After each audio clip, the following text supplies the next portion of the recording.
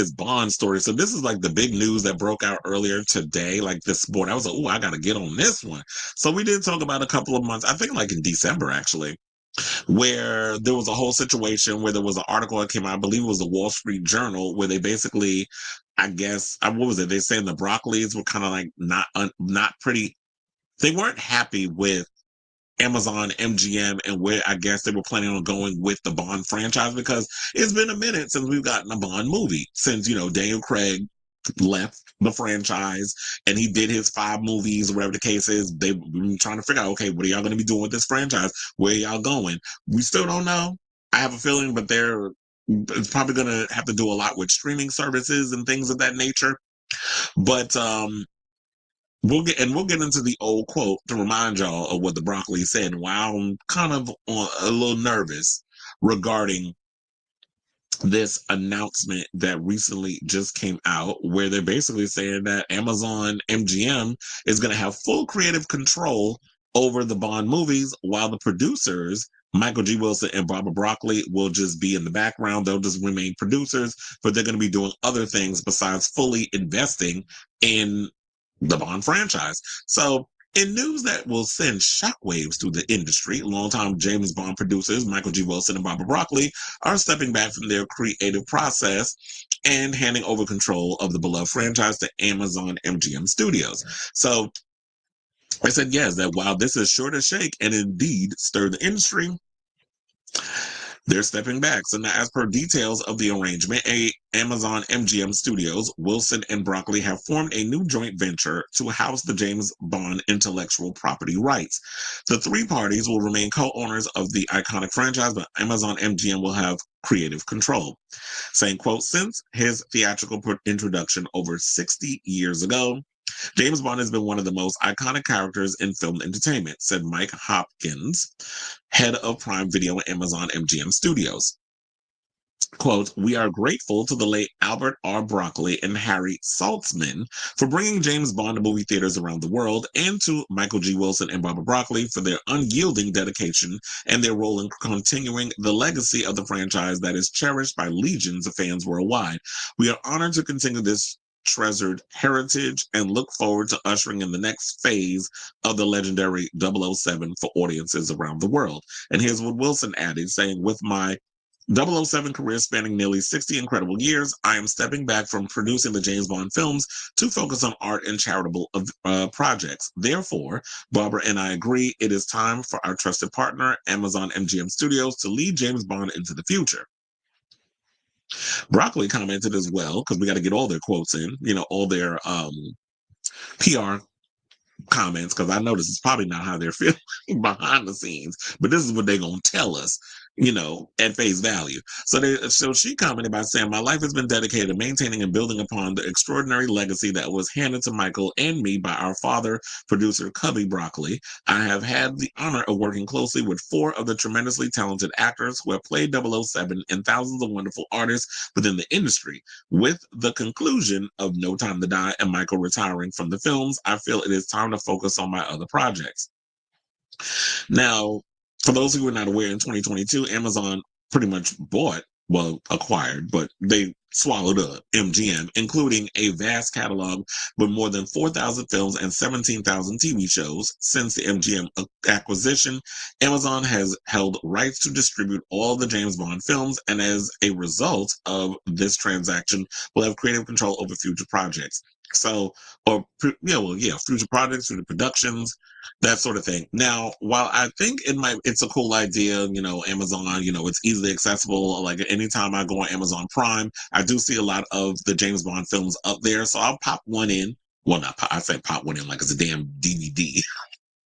I will put one on and I watch it because I love the James Bond franchise. I love the old Sean Connery stuff. Like, I don't know, I grew up watching those. Like when I was a kid, my dad was big on like James Bond and that sort of thing. So I sat and I watched a lot of the classics. I love the Sean Connery ones.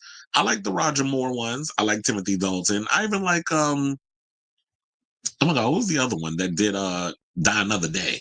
I'm Pierce Brosnan. I like his too, and I've heard always great things about Pierce Brosnan too. So I like all the Bonds that we've had over the years. I even like the Daniel Craig one because the Daniel Craig one was a little rough around the edges, and I like that the fact that he was sort of like this real macho, but he had moments of being sensitive and vulnerable as well. So I like that we got to see these different sides of Bond. Now, as far as like what the future holds for this, because they're saying it'd be great for them to move, like we trust Amazon to move them into the future. What does that future look like? Does that mean that we'll no longer be getting Bond films in theaters, or is it that it's going straight to streaming? Because this seems to be the future now. If you're trying to cater it to a younger audience, which was a rumor that we talked about a couple of months ago when we talked about this first story breaking around, that there was some clashing going on between Barbara Broccoli and Amazon Prime, or Amazon MGM. She was saying that they didn't know what they was doing and stuff over there. So what does that even mean? Like, does that mean, because especially when I guess they came out with a documentary on James Bond, I think it was like Bond 60 or something or another, that there was a James Bond documentary that is on Prime Video, and they said that the way that they handled it, they didn't like it. It was just like just thrown on their streaming service, and I guess maybe they didn't think that they got enough people to watch it. But if you're trying to cater, and they were saying something or another, they were trying to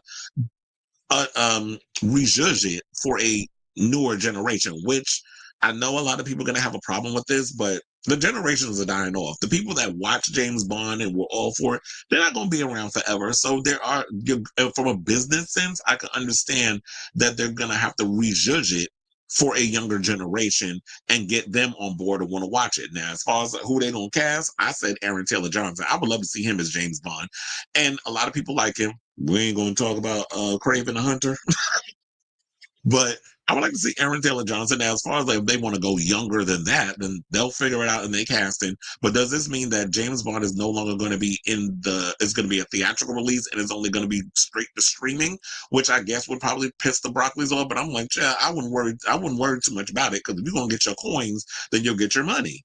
And that should be the main thing. I mean, even though I know, like, as an artist, if you love a franchise so much and you are just like, oh, Bond wouldn't do this, or Bond wouldn't do that, and y'all coming in and just trying to change up every damn thing, then I would be a ways about it. But the way people treat IPs and things these days, I don't know, it's a tricky one. But I will say this. So to bring up this article, this is why I said that I don't know if I'm buying 110% of what they were saying. So now there was an article that came out back in December that we talked about on this show from the Wall Street Journal, and said there was a feud going on between franchise owner and Amazon franchise owner Amazon and producer Barbara Broccoli, who shares creative control with half brother Michael Wilson after inheriting it from their father, Albert Cubby R. Broccoli. Now, according to a Thursday story in the Journal, they said sources close to Barbara say that she doesn't think Amazon is a good fit for Bond. The outlet wrote that she can hold Bond hostage from Amazon for as long as she sees fit, and quotes a line from her dad in justification, saying, "Don't have temporary people make permanent decisions." Well, are they permanent? I mean, temporary, because if Amazon's got the money and they bought MGM and they have all their catalog, because they do have MGM Plus, a part of Amazon, which I think is ridiculous. The fact that they have a MGM Plus, which is the only way you can watch from, and that's a show that I actually like. And then you have Prime Video. I feel like y'all should just mash it all up together, charge people one specific price, and call it a day. Because if you own MGM stuff, why would you want to like have it separate? And then you got to pay for two separate situations. But yeah, she said that what else did she say? So she also said that they're effing idiots. That's what she referred to Amazon as. So if you gonna say all of this and say that they're, well, she didn't say effing. I'm just abbreviating it as effing idiots. But if you had that, then it's like, why would you agree to this? But maybe they backed up the Brinks truck, and she just like, whatever, I can't fight this fight. I'm not gonna sit up here and be in court for years dealing with a lot of mess. I'm gonna just let it go. But they also said that with the negotiations, Amazon committed to debuting Bond films in theaters first rather than on streaming, the journal wrote. But when executives suggested bringing Bond into the Amazon universe with something like a TV show, a spinoff for the Moneypenny character, or even a female 007 series, Broccoli's response was often said to be the same. Did you read the contract?